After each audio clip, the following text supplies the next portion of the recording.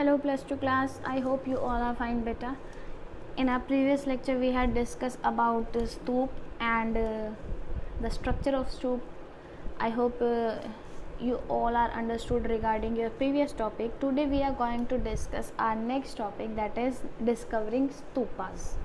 तो यहाँ पे हम स्तूपास की डिस्कवरिंग के बारे में पढ़ेंगे. मैंने आपको कल भी बताया था, यानी अपने प्रीवियस लेक्चर में हमने बात की थी कि हम यहाँ पे अमरावती एंड सांची के स्तूपों के बारे में पढ़ेंगे. जो सांची के स्तूप थे उन्हें कैसे ना कैसे वहाँ जो दो रानियाँ थी जिनके बारे में हमने बात की थी, एक थी शाहजहाँ की बेगम और एक उनकी बेटी, जिन्होंने सांची के स्तूप को काफ़ी हद तक ब्रिटिशर से बचाया था जब वो क्या कर रहे थे, वहाँ के आर्टिफैक्ट्स को, या हम उस कह सकते हैं वहाँ के रेलिक्स को क्या कर रहे थे, लूट कर अपनी कंट्री में as a decor items use कर रहे थे. तो वहाँ की जो रानीज थी यानी क्वींस थी, उन्होंने सांची के स्तूप को बचाया था. लेकिन अमरावती के स्तूप के साथ ऐसा नहीं हुआ था. अमरावती का जो स्तूप था वो काफ़ी अमेजिंग स्तूप था, काफ़ी अट्रैक्टिव स्तूप था. तो उसकी अट्रैक्शन को देखकर वहाँ लूट थी, यानी जो ब्रिटिशर थे उन्होंने वहाँ की जो भी आर्टिफैक्ट्स थे या रेलिक्स थे वहाँ से लूट करके अपनी कंट्रीज़ में डेकोरेटिव आइटम बना दी थी. साथ ही साथ जो लोकल राजा हुआ करते थे उन्होंने भी अमरावती की जो साइट थी उसे संभाल कर नहीं रखा था. तो जिस वजह से जो अमरावती का स्तूप है वो काफ़ी डैमेज्ड हो गया, यानी हिस्टोरियंस को इसके बारे में कुछ ज़्यादा पता नहीं चला था. लेकिन हम बात करेंगे आज हमारे अमरावती स्तूप के बारे में. तो सबसे पहले हम बात करेंगे कि जो अमरावती का स्तूप था वो इतना, मतलब उसके बारे में इतना किसी को क्यों नहीं पता, हिस्टोरियंस इतना उसके बारे में क्यों नहीं जान पाए. तो उसके कुछ रीज़न्स थे. क्या थे उसके कुछ रीज़न्स थे. फर्स्ट रीज़न ये था कि वहाँ का जो लोकल राजा हुआ करते थे, लोकल राजा थे एक during the time period of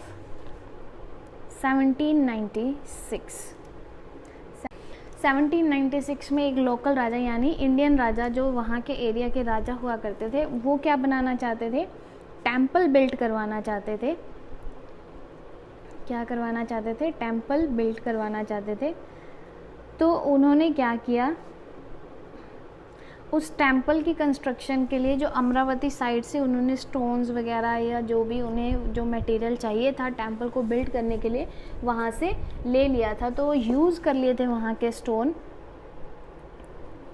जिससे अमरावती स्तूप के बारे में हिस्टोरियंस को इतना नहीं पता चला. अमरावती स्टोन्स या आर्टिकल्स भी हम लिख सकते हैं. ठीक है, तो एक रीज़न ये था कि अमरावती स्तूप के बारे में हिस्टोरियंस को ज़्यादा बात नहीं पता चली, ज़्यादा चीज़ें नहीं पता चली. सेकंड ये रीज़न था कि उसके कुछ टाइम पीरियड के बाद एक ब्रिटिशर ऑफिशियल थे, यानी एक ब्रिटिश ऑफिसर्स थे जिनका नाम था कॉलिन मैकेंजी. क्या नाम था, कॉलिन मैकेंजी. इन्होंने क्या किया था, इन्होंने इस साइट पे विजिटेड एट साइट. फिर इन्होंने जो वहाँ पे एक्सपीरियंस किया उसकी एक रिपोर्ट बनाई. क्या बनाई, रिपोर्ट बनाई. एंड ये जो रिपोर्ट थी नेवर पब्लिश्ड, कभी भी पब्लिश नहीं हुई, जिसके बारे में, यानी जिस वजह से लोगों को अमरावती साइट के बारे में ज़्यादा नहीं पता था. तो इसकी जो रिपोर्ट बनाई गई थी कॉलिन मैकेंजी के द्वारा वो पब्लिश नहीं की गई, क्योंकि इनकी रिपोर्ट को बिल्कुल भी इंटरेस्ट से नहीं देखा गया था, चाहे वो ब्रिटिशर्स हों या फिर उस टाइम के ASI हो, यानी आर्कियोलॉजिस्ट सर्वे के जो इंडिया के मेंबर थे या चीफ थे, उन्होंने भी केयरलेसली इनकी जो रिपोर्ट थी उसको देखा और इग्नोर कर दिया, जिस वजह से अमरावती स्तूप के बारे में ज़्यादा लोगों को नहीं पता या हिस्टोरियंस ज़्यादा नहीं बता पाए. फिर क्या हुआ था, उसके कुछ टाइम पीरियड के बाद, यानी टाइम ऑफ 1854 का जो टाइम पीरियड था, एक ब्रिटिशर्स हुआ करते थे जिनका नाम था वॉल्टर एलियट. क्या नाम था, वॉल्टर एलियट. ये क्या थे, ये कमिश्नर थे गंत्योर के. कहाँ के कमिश्नर थे, गंत्योर के. और जो ये गंतौर है ये कहाँ का है, एपी का, यानी आंध्र प्रदेश की एक जगह है गंतौर। वहाँ के ये कमिश्नर थे। इन्होंने क्या किया था, अमरावती के जो आर्टिकल्स थे, आर्टिफैक्ट्स थे, रेलिक्स थे, उन्हें वहाँ से ले जाकर क्या कर दिया था, मद्रास में भेज दिया था, या एशियाटिक सोसाइटी ऑफ बंगाल यानी कलकत्ता में या लंदन में उसे भेज दिया था एज अ डेकोर आइटम, जिसकी वजह से अमरावती स्तूप की जो हिस्ट्री है वो इतने अच्छे से उभर कर नहीं आई, यानी लोगों को नहीं पता था। तो ये कुछ रीजंस थे। इन्होंने कहाँ कहाँ भेज दिया था, मद्रास में, मैं थोड़े हिंट्स ही लिख रही हूँ, नोट्स लिख रही हूँ, आप अपनी डिटेल लिख लेना नोटबुक्स में। और एशियाटिक सोसाइटी ऑफ बंगाल में इन्होंने आर्टिकल्स भेज दिए थे अमरावती के, और साथ ही साथ लंदन में एक डेकोर आइटम या म्यूज़ियम में रखने के लिए जो इन्हें आर्टिकल्स चाहिए थे वहाँ पर उन्होंने रख दिए, जिस वजह से आज भी अमरावती की जो हिस्ट्री है वो डेफिसिट है, यानी उसमें कमी है, लोगों को इतना नहीं पता चला अमरावती के बारे में। तो ये कुछ कारण थे जिस वजह से जो अमरावती का स्तूप है वो काफ़ी उनके बारे में नहीं पता लगा, इतना फेमस नहीं है, ज़्यादा हिस्ट्री से रिलेटेड बातें हमें अमरावती स्तूप के बारे में नहीं पता।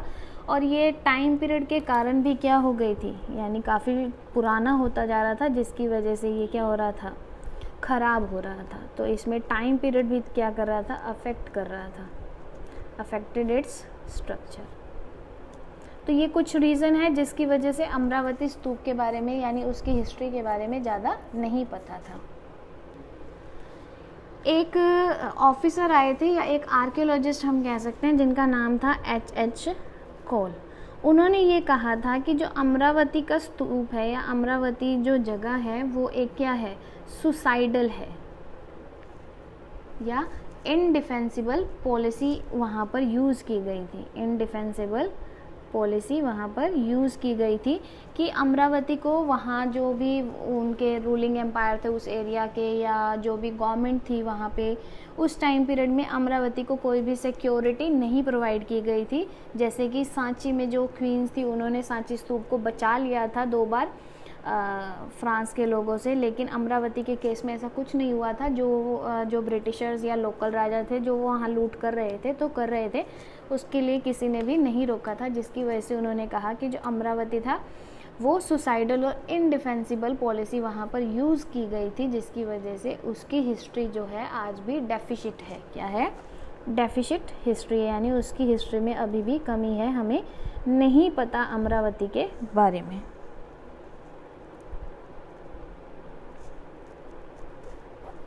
ठीक है, तो ये आपका 8 टॉपिक था जिसमें ये सारी बातें कही गई हैं और अमरावती के बारे में भी बताया गया है। अब हम बात करेंगे स्कल्पचर्स की, कि उस टाइम पीरियड में जो स्तूप्स के पर जो स्कल्पचर्स थे वो कैसे हुआ करते थे, उनके बारे में हम बात करेंगे।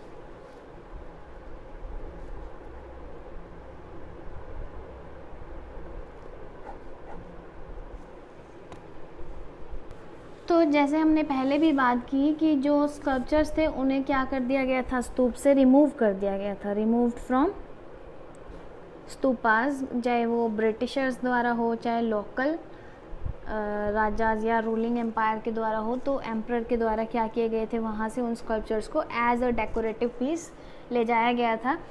क्या होता था कि जो फॉरेनर्स थे ना, उनके जो स्कल्पचर्स हुआ करते थे वो थोड़े ग्रीक किस्म के हुआ करते थे, यानी वहाँ पर सिर्फ ह्यूमन बींग्स के ही स्कल्पचर्स बनाए करते थे, उनके ही पोस्चर्स को फॉलो करके स्कल्पचर्स बनाए जाते थे। लेकिन इंडियन स्कल्पचर्स जो थे उस टाइम पीरियड में हमारी हिस्ट्री में, वो काफ़ी अमेजिंग थे। डिफरेंट के लिविंग ऑर्गेनिज्म के स्कल्पचर्स बनाए जाते थे, हमारे गॉड के स्कल्पचर्स बनाए जाते थे।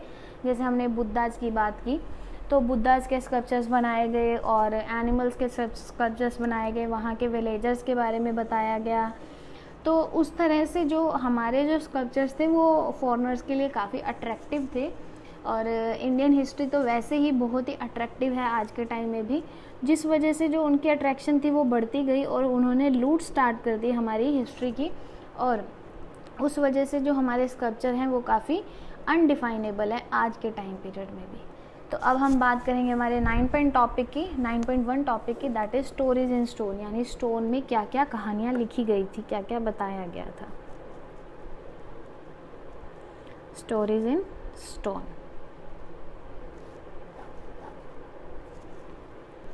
तो आपने कभी देखा हो या सुना हो कि जो स्टोरी टेलर्स हुआ करते थे उस टाइम पीरियड में, तो वो अपने साथ एक स्क्रोल लेकर घूमा करते। स्क्रोल का मतलब एक डॉक्यूमेंट जो रोलिंग वे में था। अगर मैं आपको याद कराऊँ तो मैंने प्रीवियस चैप्टर्स में पेपरस के बारे में बात की थी। पेपरस के बारे में मैंने आपको बताया था कि वो उस टाइम पीरियड में मैसेजेस उस चीज़ पर डिफ़ाइन किए जाते थे, वो एक रोल की तरह होते थे। अगर हम बात करें कि आपका जो क्वेश्चन पेपर या कोई भी पेपर आपके हाथ में, तो उसे जब हम रोल कर देते हैं, रोलिंग करना आता ही आपको, रोल कर देते हैं, फोल्ड कर देते हैं, तो उसे हम क्या कहेंगे, स्क्रॉल कहते हैं। कि उस टाइम पीरियड में जो स्टोरी टेलर्स होते थे वो स्क्रॉल्स रखते थे अपने हाथ में, चाहे वो पेपर का हो चाहे क्लॉथ का हो, और उनमें क्या बनाई गई जाती थी, पिक्चर्स बनाई जाती थी जो स्टोरी को बताया करते थे। तो उन स्क्रॉल्स को क्या कहा जाता था,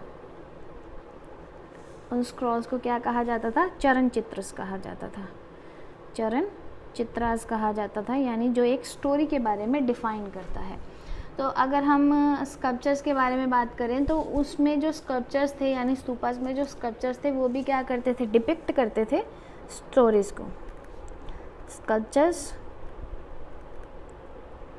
डिपिक्टेड द स्टोरीज, चाहे वो वहाँ के रूरल एरियाज़ के सीन डिफाइन करते थे या कुछ और वहाँ के रूलिंग एम्पायर के बारे में बताया करते थे। तो हम बात कर रहे थे स्कल्पचर्स की। तो जो स्कल्पचर्स थे वो क्या कर रहे थे, डिपिक्टेड कर रहे थे स्टोरीज़ को, चाहे वो स्टोरीज़ रूरल एरियाज़ के बारे में हो या रूलिंग एम्पायर के बारे में हो। तो ऐसी कुछ बातें वहाँ पर डिपिक्ट की जा रही थी स्टोरीज़ के उसमें पॉइंट ऑफ व्यू में। तो वहाँ के जो हिस्टोरियंस थे उन्होंने जब सांची स्तूप के बारे में पढ़ा या स्तूपास के बारे में पढ़ा, तो हिस्टोरियंस ने क्या देखा, जब हिस्टोरियन ने स्टडी की किसकी, स्तूपास की, तो उन्होंने देखा कि वो क्या बता रहे हैं, depicted a rural scene, rural यानी एक गांव का सीन बता रहे हैं। जो स्टोरी थी वो कहाँ से ली गई, जो स्टोरी थी वो कहाँ से ली गई, वो ली गई वेसंतरा जताका से। जताके के बारे में हमने पहले भी बात करी है। वेसंतरा जताका नामक एक बुक से क्या ली गई थी, ये स्टोरी ली गई थी, और उसे स्कल्पचर्स में यानी स्तूप में जो स्कल्पचर्स यूज़ किए जाते थे वहाँ पर डिपिक्शन में यूज़ की गई थी।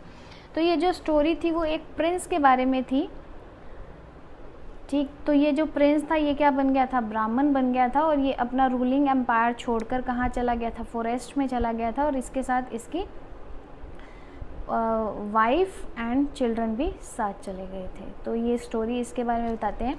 मैं आपकी बुक में 99 पेज नंबर पे एक स्कल्पचर्स दिखाया भी गया है जिसमें ये स्टोरी मेंशन होती है। इस तरह की जो इमेज है वो आपकी बुक में दे रखी है। देखिए ये जो स्टार्टिंग में क्या दे रखा है, स्क्रॉल दे रखा है। जैसे हम एक पेपर का क्या बनाते हैं, स्क्रॉल बना देते हैं, तो इससे हमें पता चल रहा है कि ये एक स्क्रॉल है, यानी एक मैसेज प्रोवाइड कर रहा है। तो ये कुछ ऐसे सीन दिखाए गए हैं जिसमें कुछ पिक्चर्स बनाई गई हैं, यानी विलेजेस सीन, रूरल सीन्स बनाए गए हैं जो पूरी की पूरी स्टोरी को डिफ़ाइन करता है। तो ये जो पिक्चर है वो आपके 99 पेज नंबर पे बुक में दी गई है, जिसमें स्क्रॉल का यूज़ किया गया है, और वो जो स्क्रॉल था पूरी एक स्टोरी को बताता है। तो डिफरेंट स्टोरीज़ को बताने के लिए डिफरेंट स्कल्पचर्स बनाए गए थे और उन्हें स्तूपा में सजाए गए थे।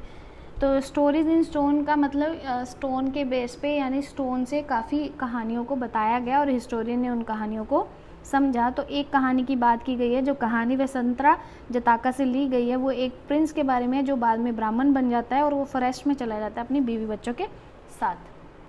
तो यही आपका आज का टॉपिक है, जिसमें हमने स्कल्पचर्स की बात करी और अमरावती स्तूप की बात की कि अमरावती स्तूप जो है वो इतनी हमारे को हिस्ट्री नहीं बता पाया। उसकी जो हिस्ट्री है वो अभी भी डेफिसिट है ड्यू टू लूट्स, और कुछ रीजंस की हमने बात भी की, जिसमें लोकल राजा भी इन्वॉल्व थे, ब्रिटिशर ऑफिसर्स भी इन्वॉल्व थे, और कुछ टाइम पीरियड ने भी अफेक्ट कर दिया था वहाँ के स्कल्पचर्स को, चाहे वो ख़राब हो गए थे या टूट फूट गए थे, जिन वजह से उनकी जो हिस्ट्री, अमरावती स्तूप की जो हिस्ट्री है उसके बारे में अच्छे से नहीं पता। और हमने यहाँ स्कल्पचर्स की बात की और ये भी बात की कि जो स्कल्पचर्स थे वो कहानियों को डिफ़ाइन करते थे। तो यही टॉपिक है। आई होप आपको समझ आ गया होगा। आप इसे अपनी बुक में से रीड कर लें और इसके नोट्स बना लें। After that if you have any doubt please let me know, otherwise we will discuss our further topic in our next video. Till then, take care. Thank you and don't forget to pray.